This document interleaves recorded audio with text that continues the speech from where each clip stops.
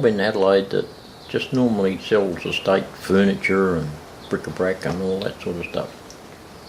Just before Christmas, I was just looking through their auctions just for something to do, and up came a whole collection of locomotives and it was part 1, so there's another part coming this year sometime, I suppose within the next couple of weeks. And I looked through all the locomotives, and quite a few of them were New York Central, Pennsylvania, that type of thing. Now most of the locomotives were brass of one brand or another. There were a few others, and I put in minimum bids on about half a dozen different ones. I thought, well, if I can get them for that, I'll be happy. The minimum bids range from $40, $60, $80.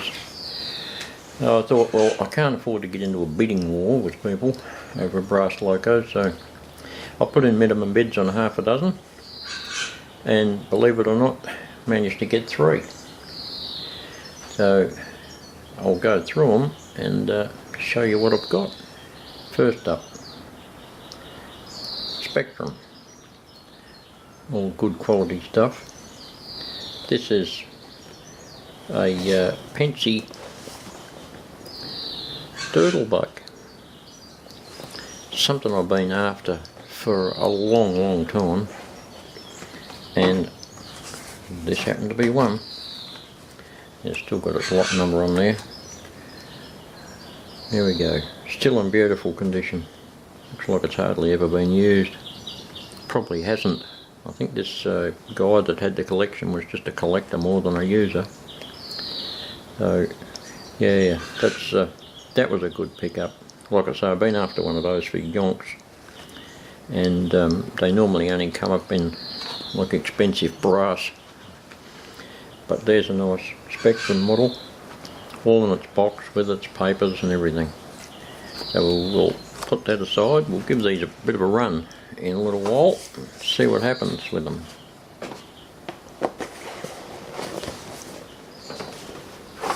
And next up in this little blue reused box, did a bit of research on this loco. She's got a bit of tarnish on her, but still brass all the same. And it's made by KMT of Japan, and you can tell by the front it's a shark nose. Now the unusual thing about this shark nose, it's a 6-axle shark nose. Most of your shark noses you get are only 4-axle, but this is the version that was produced for more power and heavy haulage. Not a real lot of them made, and as you probably know with your railroad history, shark noses didn't stay around very long, but they are very popular as a model. And this one in particular, apparently, the 6-axle, is quite popular. So, believe it or not, that cost $40 for quite a rare brass loco. I forgot to mention that the shark noses were made for almost exclusively for Pensy and New York Central, with a few going to another railroad or two, but me being a Pensy and New York Central man, once again a really good pickup. And third, speaking of New York Central,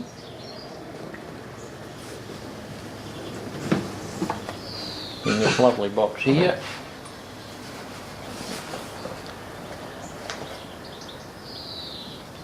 we've got a 464 Hudson from New York Central.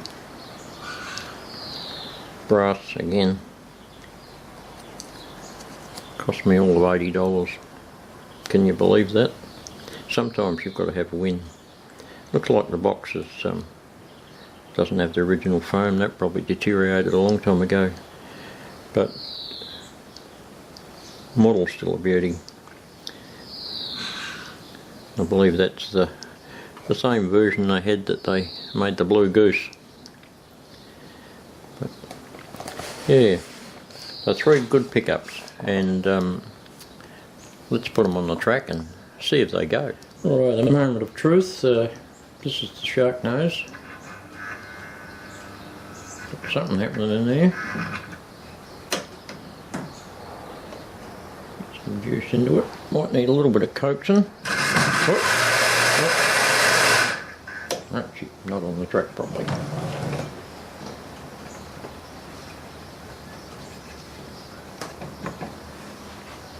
Take 2.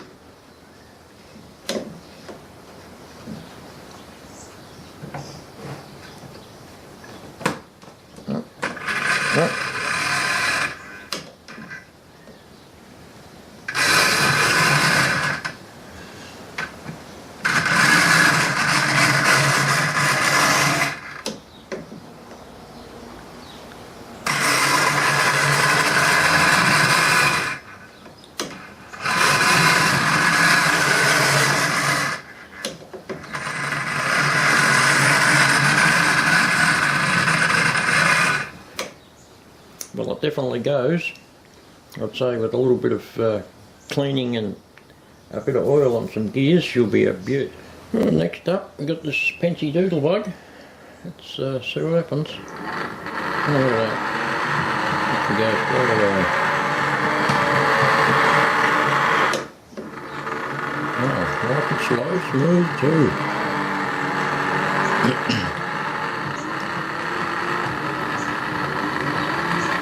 And they've got those little tiny 4-wheel trucks, so that should negotiate corners and things very well without any problem.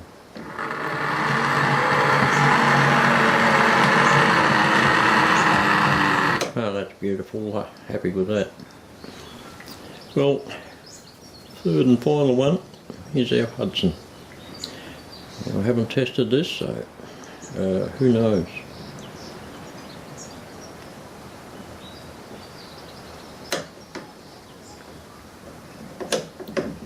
Nothing happening. I'll give it a bit of a nudge.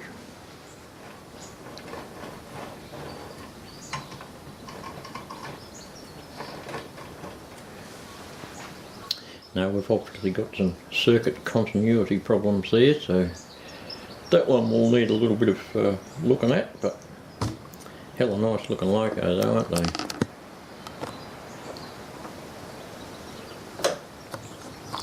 Zoom in on that to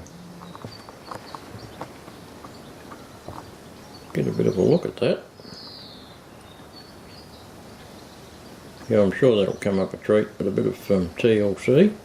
Yeah, not entirely sure what's going on here, but the bogies on the tender are very loose, and looks like there's been a bit of modification on that wire bridge across to the tender, so yeah, I'll have to do a bit of investigation into that, but I will get it sorted out and get it running.